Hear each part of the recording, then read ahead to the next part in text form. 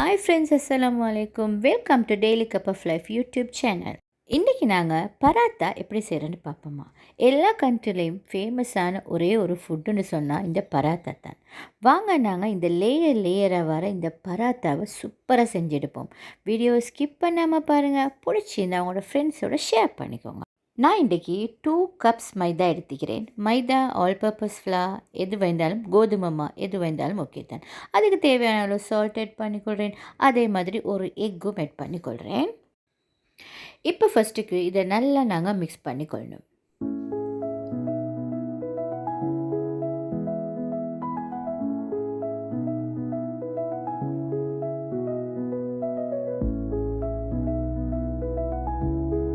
இப்போ நான் கொஞ்சம் கொஞ்சமாக வாட்டர் ஆட் பண்ணி இந்த பராட்டா டோவை செஞ்சுக்கொள்ள போவேன்.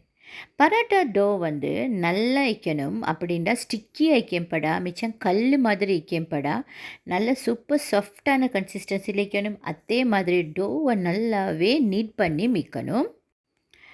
இப்போ நாங்கள் இதை கொஞ்சம் கொஞ்சமாக வாட்டர் ஆட் பண்ணி இந்த டோவை நல்லாவே செட் பண்ணிக்கொள்வோம்.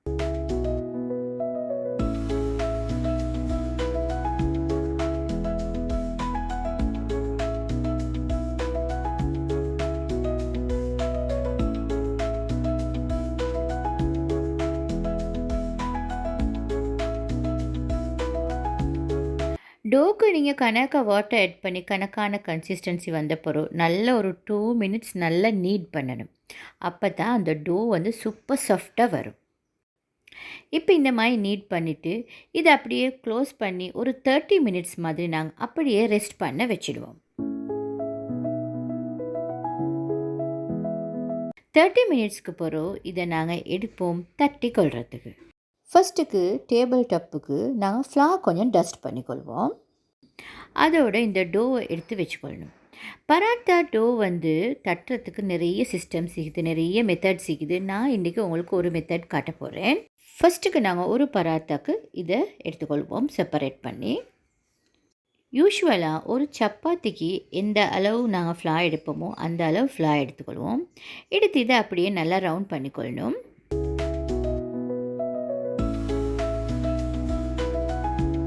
திரும்பவும் நாங்கள் ஃப்ளார் கொஞ்சம் டஸ்ட் பண்ணிக்கொள்வோம் டேபிள் டாப்புக்கு. அப்புறம் இந்த டோவை வச்சு இந்த டோவை நீட்ட வாக்குக்கு நாங்கள் தட்டி கொள்ளணும்.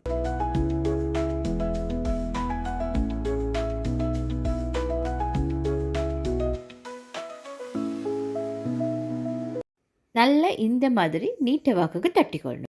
தட்டிட்டு நான் இன்றைக்கி 50 கிராம்ஸ் கீ எடுத்து அதை நல்லா மெல்ட் பண்ணி எடுத்துக்கிறேன். நான் கீ தான் எடுத்தேன். உங்களுக்கு வேண்டாம் பட்டரும் எடுக்கலும். ஆனால் கீ போட்டால் தான் இந்த பராத்தா நல்ல ஸ்மெல் ஆகிக்கும்.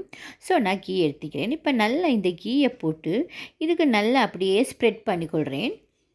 இந்த பராத்தா டோக்கு மேலால் நான் அப்படியே நல்லா ஸ்ப்ரெட் பண்ணிக்கொள்கிறேன்.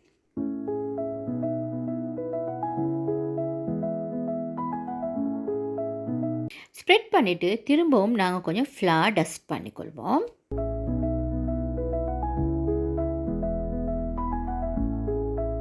இப்போ அந்த பக்கத்துலேருந்து இந்த பக்கத்துக்கு அப்படியே நாங்கள் ஃபோல்ட் பண்ணிக்கொள்ளணும் டோவை.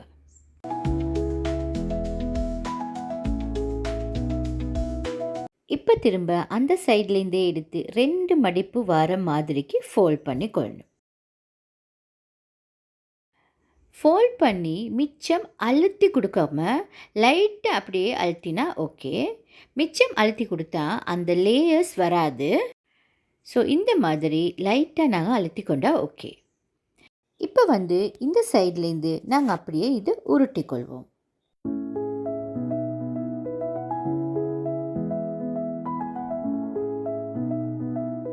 ஃபுல்லாகவே உருட்டி கொண்டு கொஞ்சமாக பேலன்ஸ் வச்சு அதை அப்படியே மறுபக்கம் திருப்பி கார்னரை அதுக்கு மேலால் வச்சு லைட்டாக ப்ரெஸ் பண்ணி விட்டுக்கொண்டா ஓகே.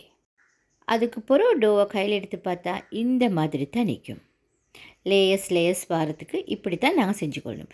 2-3 மெத்தட் இருக்குது. இது வெரி ஈஸி மெத்தட். அதுதான் நான் உங்களுக்கு இந்த மெத்தடை காட்டினேன்.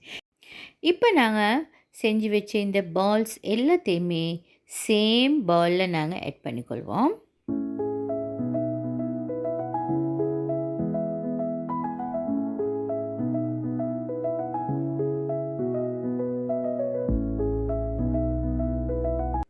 இப்போ திரும்பவும் இதை லிட்டால் க்ளோஸ் பண்ணி ஒரு 15 மினிட்ஸ் மாதிரி நாங்கள் ரெஸ்ட் பண்ண வச்சுட்டு எடுக்கணும்.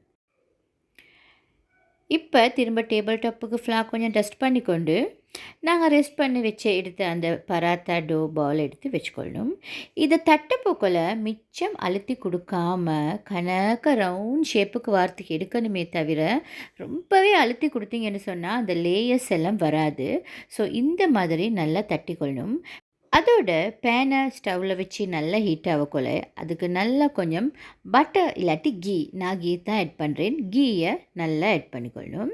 அதுக்கு பிறகு பராத்தா வச்சு இந்த மாதிரி ஹேண்டால் நல்லாவே சுற்றி சுற்றி சுற்றி சுற்றி எல்லா பக்கமுமே நல்லா ஈவனாக குக் ஆகுற மாதிரிக்கு நாங்கள் இதை நல்லா சுற்றி சுற்றி சுற்றி விட்டுக்கொள்ளணும். அப்போ தான் இது எல்லா பக்கமும் ஒரே மாதிரியாக ஃப்ரை ஆகும். ஸோ அதே நேரத்தில் நல்லா பொங்கியும் வரும். அதுக்கு பிறகு நெக்ஸ்ட் சைட் திருப்பி போட்டு அதையும் நல்லா இப்படியே குக் பண்ணிக்கொள்ளணும். இந்த பராத்தா எப்படியுமே குக்கிங் ரெசிபி இதோட ஃப்ரைங் ரெசிபி என்னன்னு சொன்னால் பேன் நல்லா ஹீட் ஆகணும். அதே மாதிரி ஈவனாக எல்லா இடமும் ஃப்ரை ஆகிற மாதிரி நாங்கள் ஸ்பெச்சுலாவால் அப்ளாட்டி ஹேண்ட்ஸ் யூஸ் பண்ணி நல்லா இதை சுற்றி சுற்றி விட்டுக்கொள்ளணும். அப்போ தான் அந்த லேயர்ஸ் எல்லாம் கணக்காக பிரிஞ்சு பிரிஞ்சு வரும். ஒரே இடத்துல நாங்கள் போட்டோம்னு சொன்னால் அது ஒரே இடம் அப்படியே தீஞ்சி அந்த லேயர்ஸ் எல்லாம் வராது. ஸோ இதுவும் ஒரு சீக்ரெட் தான், ஒரு டிப்ஸ் தான். ஓகே ஃப்ரெண்ட்ஸ், எந்த பராத்தா சூப்பராக ரெடி ஆகிடுச்சு. சூப்பராக லேயராக வந்துக்குது எந்த பராட்டா. எந்த பராட்டா ரெசிபி பிடிச்சிருந்தா நீங்கள் லைக் பண்ணுங்கள். அதே மாதிரி உங்களோட ஃப்ரெண்ட்ஸோட வாட்ஸ்அப்பில் ஃபேஸ்புக்கில் நீங்கள் ஷேர் பண்ணிக்கோங்க. ஏன்னா இந்த ரெசிபி உங்களுக்கு பிடிச்சிருந்துச்சின்னு சொன்னால் நீங்கள் டெய்லி கப் ஆஃப் லைஃப் சேனலை நீங்கள் சப்ஸ்கிரைப் பண்ணிக்கோங்க. இங்கே பாருங்கள், பராத்தா சூப்பராக லேயராக வந்துக்குது. இந்த பராத்தா சாப்பிட்றதுக்கு உங்களுக்கு வெஜிடபிள் குருமா, அதே மாதிரி மட்டன், பீஃப், ஃபிஷ் எது வேண்டாலும் செஞ்சு கொள்ளலும். அவ்வளோ சூப்பர் டேஸ்டி ஆகிக்கும். இன்றைக்கி நான் பீஃப் கறியோடு தான் சாப்பிட போகிறேன் இந்த பராத்தா. இதே மாதிரி இன்னொரு சூப்பரான ஹோம்மேட் ரெசிபியோடு சந்திப்போம். Have a nice day friends.